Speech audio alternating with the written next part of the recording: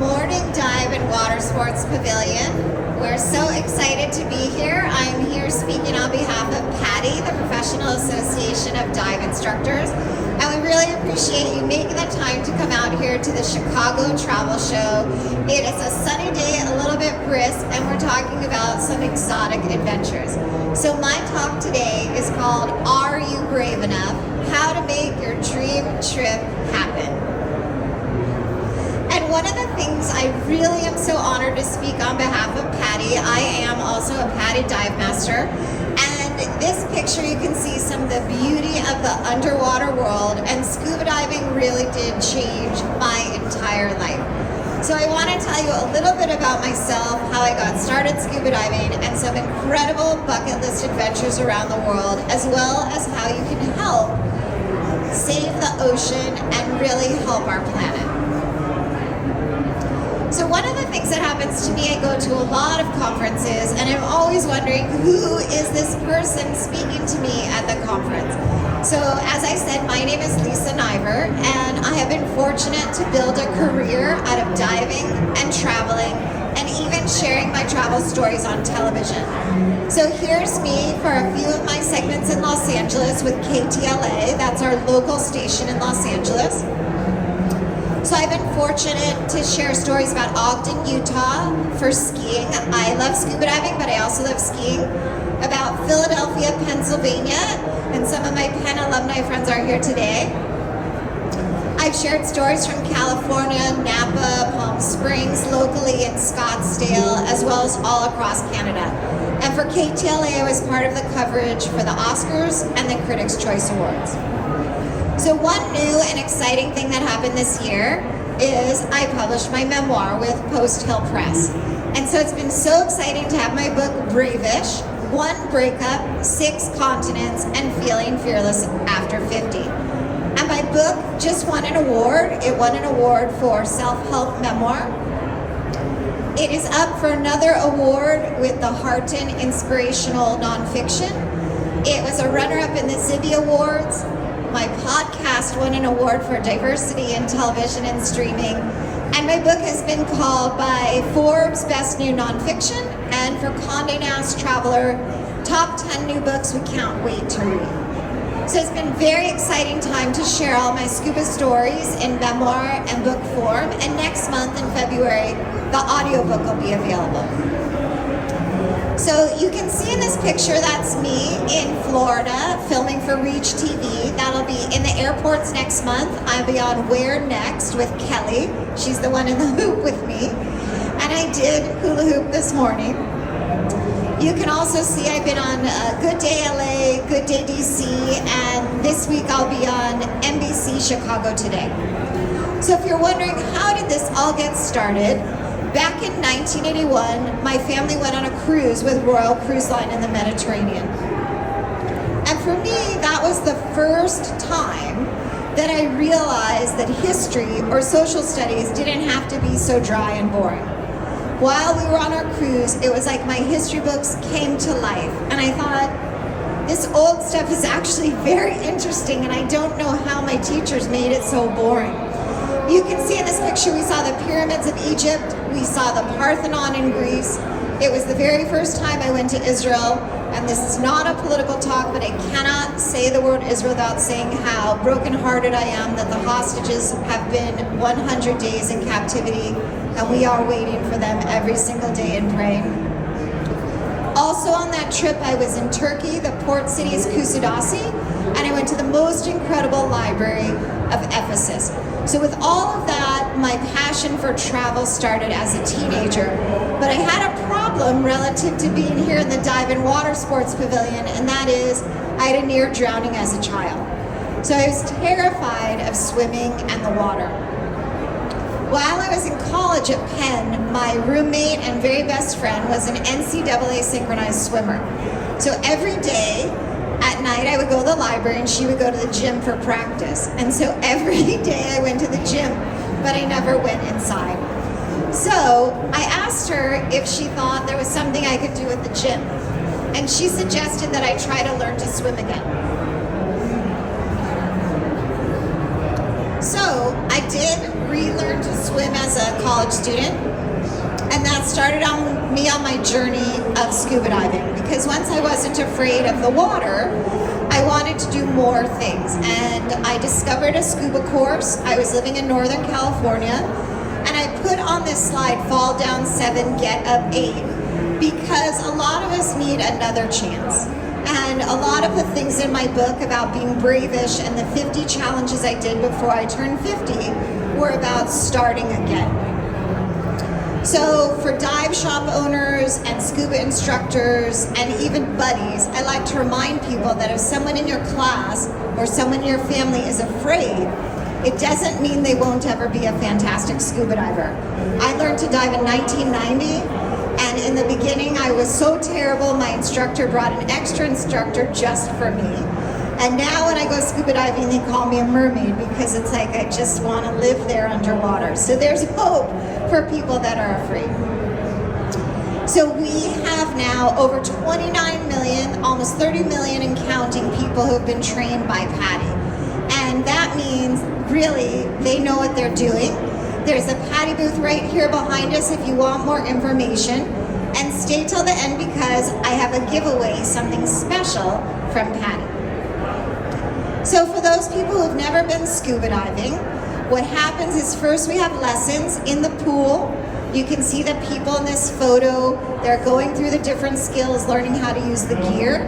And then there's some people now, they do their training online, e-learning, and arrive in an exotic destination and do the coursework like you see here, knees in the sand, practicing to use their gear.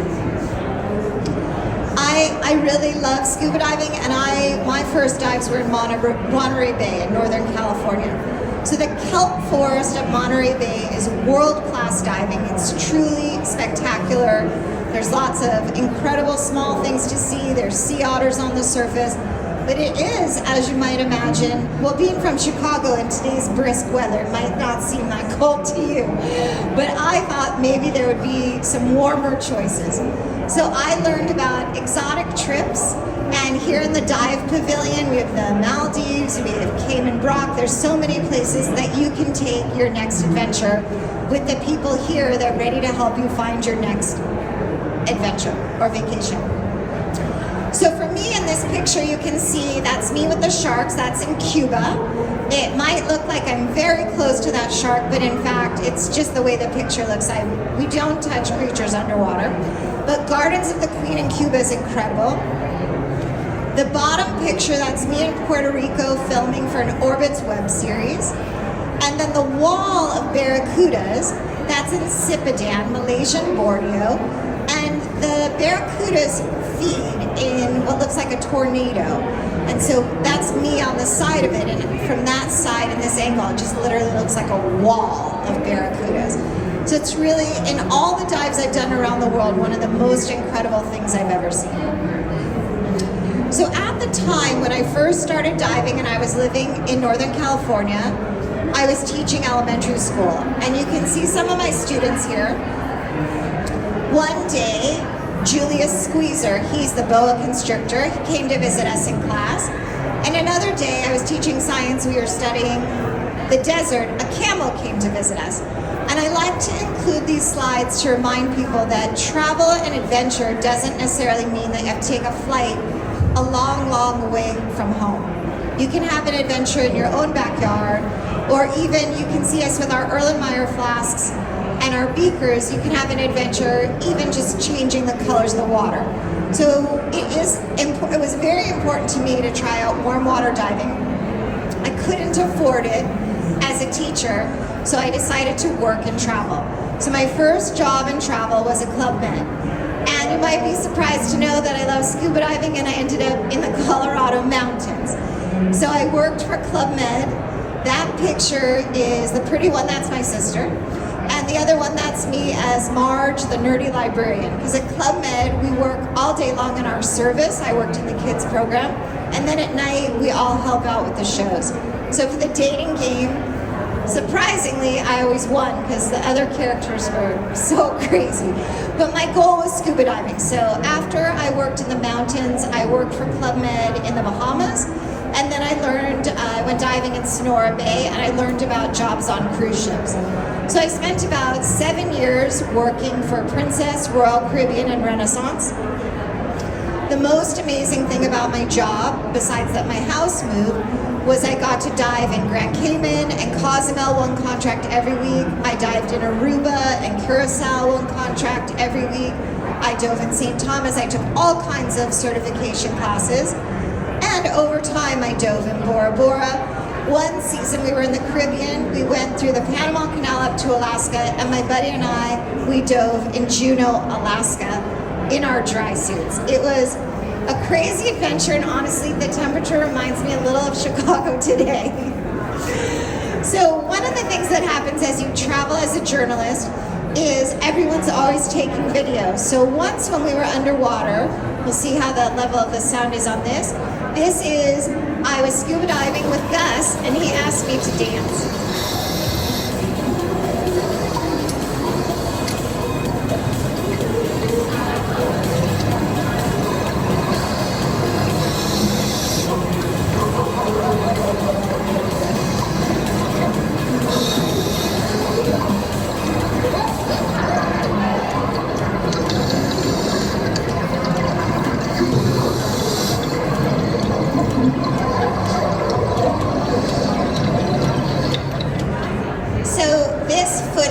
That's from Beaches, Turks and Caicos, and Beaches and Sandals is here close to the Dive Pavilion. It's an incredible vacation. The scuba's even included. So I love going to Beaches, Turks and Caicos, and I love that they chose to use this footage of me dancing underwater for the PADI International Women's Dive Day coverage. So that was so much fun to be underwater, and it's so beautiful, and it's so great to be with our different scuba diving friends. We always go scuba diving, of course, with our buddies. So my buddy took these pictures in Belize. One of my favorite things about going diving in a new location is sometimes I see creatures underwater that I didn't even know existed, like a frogfish. I've seen electric blue eels. My favorite are these pygmy seahorses. They're pink, they're so tiny, and it's incredible if you could find them. On the bottom you can see there's an angelfish, and one of my other favorites is the green moray eel. One of the things that I love the most about PADI, and why I'm so honored to be here speaking on behalf of PADI today, is their commitment to taking care of the ocean. So they have a project called Ocean Torchbearers, and we're looking to enroll 1 billion people as ocean torchbearers to save the ocean. In this slide, you can see people collecting trash. So sadly, one of the things that often happens when we're scuba diving is we see things that blew off a boat or ended up in the water that don't belong, and so we collect those and bring them to the surface and dispose of them properly. One of the other really exciting things that can happen when you're scuba diving is you can take action. This is coral restoration diving, and I've participated in this in many places around the world. You might be familiar with the term coral bleaching, or that some of the corals are very sensitive to pH and temperature. And so one of the ways that we can help is this is a coral nursery. So they have put the coral on these trees, and the coral grows, and then we literally replant it, and then it becomes a home base for small fish, for nursery, and then the larger fish come too. So it is a really great project, coral restoration. Another project I got to be part of is in Destin, Florida, and Destin, Fort Walton are here at the show. The man you see me with, that's Alex Fogg. He's an incredible marine biologist. So one of the things that Alex is most concerned about is the lionfish. The other thing that they're worried about in Destin, Fort Walton, it's a major destination for fishing. So you can see my head peeking out. That is a brand new artificial reef that they deployed that day. I was on the boat when they deployed about a dozen of them. They have multiple locations throughout Destin of these pyramid structures. And so it is, again, like the coral nursery. It's a place for small fish. It's a habitat where you can see that I'm literally have snuck into this brand new site. Fish gather there, it's a safe place for them. The little fish come, the big fish come, and then different kinds of plants and corals will grow on this structure. It's a special kind of concrete. It's made to be a habitat. So I mentioned that one of the things that Alex does is really focus on the lionfish. So here's a photo of a lionfish. So what happens is lionfish are really beautiful creatures. They belong in the Red Sea. That's the first place I ever saw them. The problem with the lionfish is that they're now in Mexico, the Caribbean, and in Florida, and they don't belong in the ecosystem. So they don't have predators. They're not part of the natural life and death of that system. So the lionfish are taking over and they're decimating the reef. So one of the things that's happened in different Caribbean places and dive shops around the world is we're trying to figure out how to help. So we have these lionfish derbies where people go and spear the lionfish. In Destin, Fort Walton, they have the largest lionfish derby, and I was there as a judge. So it turns out, even if you're a picky eater like me, lionfish is very tasty. So we're trying to tell other consumers, and we've even been training new chefs how to prepare lionfish so that more people are selling it in their restaurants. The more people that are buying it, the more commercial fishing is, the more we'll get them out of the water.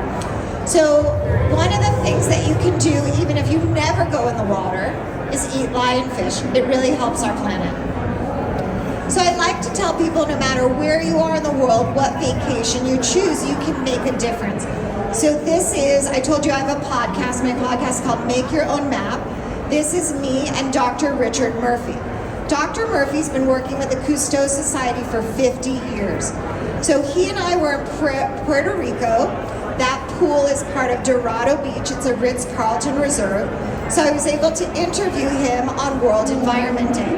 And on that day, we actually planted trees to help save the earth. But that resort has an Ambassadors of the Ocean program, and they have all different kinds of projects to especially educate young people about the ocean, the earth. They go kayaking. It's quite incredible. Another destination that's here today at the Chicago Travel Show is Baja, California. I went to Loreto to go diving in Mexico in one of the magical pueblos. It's a historic city. The diving is phenomenal, but if all your life, like me, you've wanted to see the blue-footed boobies in the Galapagos, which I was able to do in 2019, but it turns out in Loreto, in Mexico, which is a lot closer to California where I live, they also have blue-footed boobies. So sometimes when you go to one destination, you find out more about a creature you didn't even know was so close to your home. This slide is from Fiji, and I know for a lot of people have a bucket list idea. They want to stay in an overwater bungalow. So this is the bungalow I stayed at in Liku Liku Lagoon Resort in Fiji. One of the most amazing things about this island, Malolo Island, is they have literally changed the planet. This is the Fijian crested iguana. I have a short video for you to see the iguana. Dry forest is the most endangered habitat on our planet, and they are planting a goal of 200 trees a month. So you can come and help plant trees. There's a Naka Baka Lebu. Thank you for learning about the Fijian crested iguana. So in Malolo Island in Fiji, they did not even have one pair. They did not think they had one breeding pair left of the Fijian crested iguana, but there was a lot of research. People were there from the San Diego Zoo, from all different organizations, searching could they find a breeding pair of iguanas. So they did find one, and they made a huge project to save these iguanas. They literally brought them back from the brink of extinction. If you are there visiting, you can meet the iguanas and you can help. They have been removing all of the invasive plant species, removing the invasive animal species, and replanting the native species. And the iguanas are really doing well. So I went to Fiji to go scuba diving, but while I was staying there, I was also able to help the iguanas. This was one of my most historic trips. I went to the Solomon Islands for the 75th anniversary of the Battle of Guadalcanal. And I was writing about this trip for Smithsonian Magazine. So the Solomon Islands are in the South Pacific. And here's a little bit of how the Solomon Islands looks. South Pacific in the Solomon Islands. There's 900 islands here. I flew here on Fiji Airways just to Fiji, and then 3 hours to get to the Solomon Islands.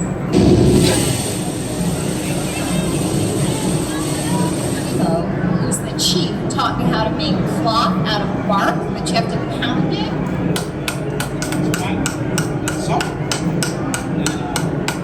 The groom's family will give it to the bride. And diving in the South Pacific is fantastic.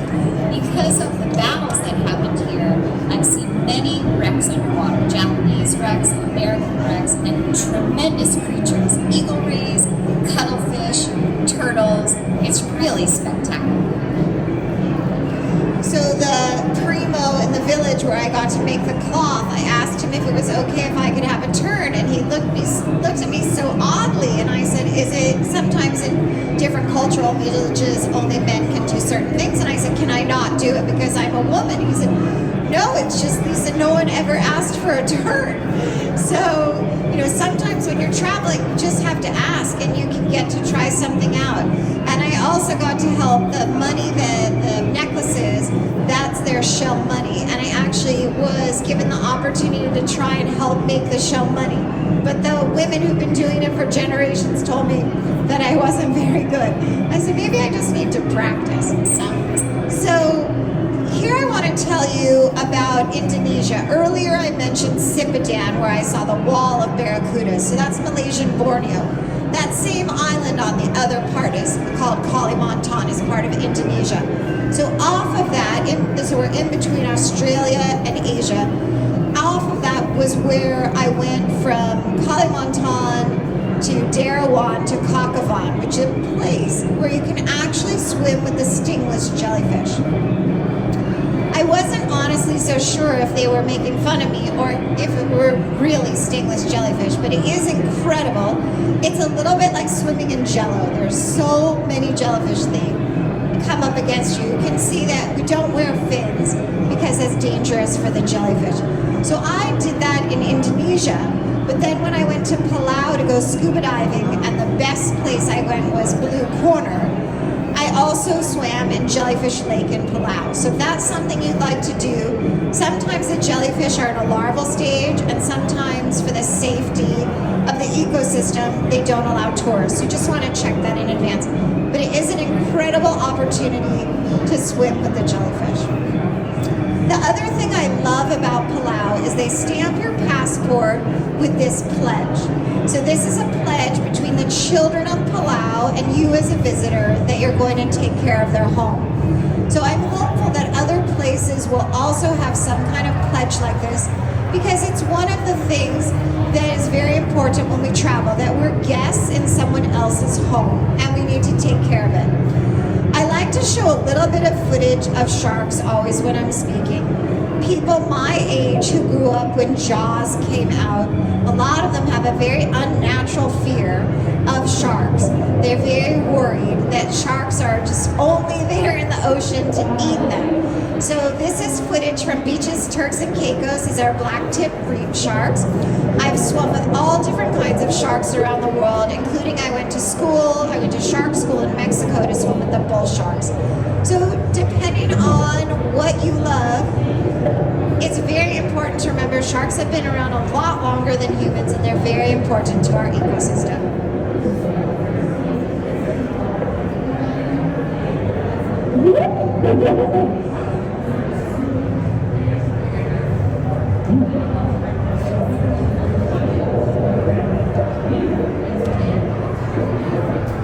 So before I finish up, I just want to give you a couple of more notes about me, and I want to give you our giveaway from PADI. So I have been fortunate as a journalist with my book and without that. I've been in Business Insider. They wrote about me quite a number of years ago, and recently about my book. Like I said, I worked on the cruise ships and then I was backpacking in Asia.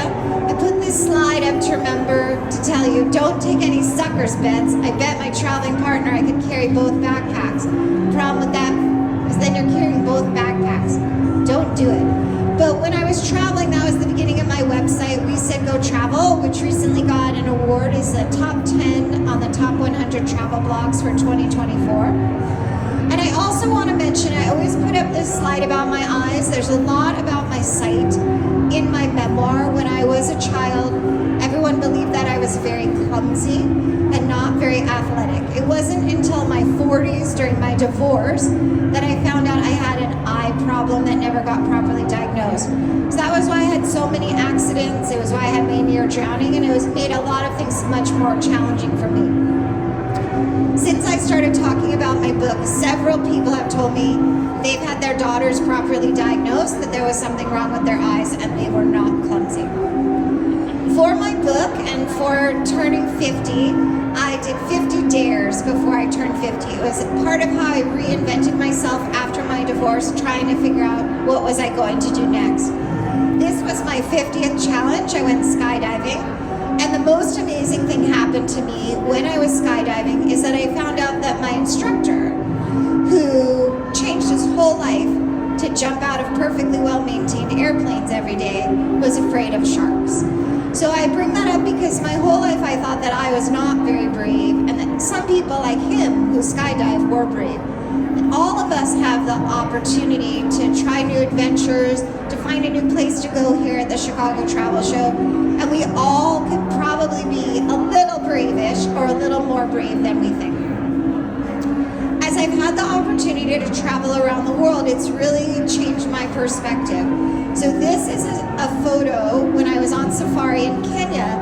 We went to visit a school, and I was sharing with the students the pictures I took of the animals in their country. This is in Kenya. Many of those kids had never seen all of those animals. So when you're traveling around the world, it's an opportunity to get different perspective on how we live. We live on different continents and we stay in different kinds of houses. This is the Gare that I stayed in when I was in Mongolia, traveling to see the Gobi Desert. And the people were nomadic. They were so generous and kind and welcoming. When I was in Kenya, I also had the opportunity, I told you I traveled with my hula hoop. I got permission from the chief of the village, Chief Richard, told me that I could teach the Maasai warriors how to hula hoop. So that was cause for a lot of laughs. Some of the warriors were quite good. But I like to share this slide just to remind you that, when we may dress differently, we may play differently, but everywhere around the world, people want to be connected. I've met children in so many countries, Vietnam, Vanuatu, Samoa, Tonga, Indonesia, and parents everywhere around the world want the same thing for their children. They want them to be happy, healthy, and have a chance at a better life. So I'm so happy that I was able to share some of my scuba diving adventures with you. And before I close and I tell you where to find me to sign my book, I will sign my book for you.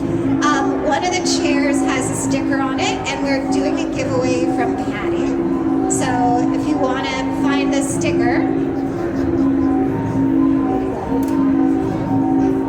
on the chair. Okay, so you are a winner today for PADI e-learning class, and everybody can join me if you would like. After this, I'll be in the City Lit bookshop that's in booth 715, close to the main stage. I'll be signing my book, Bravish. And again, we really appreciate you spending this time with us here at the Chicago Travel Show. And we hope you find incredible, amazing adventures underwater. You can find me everywhere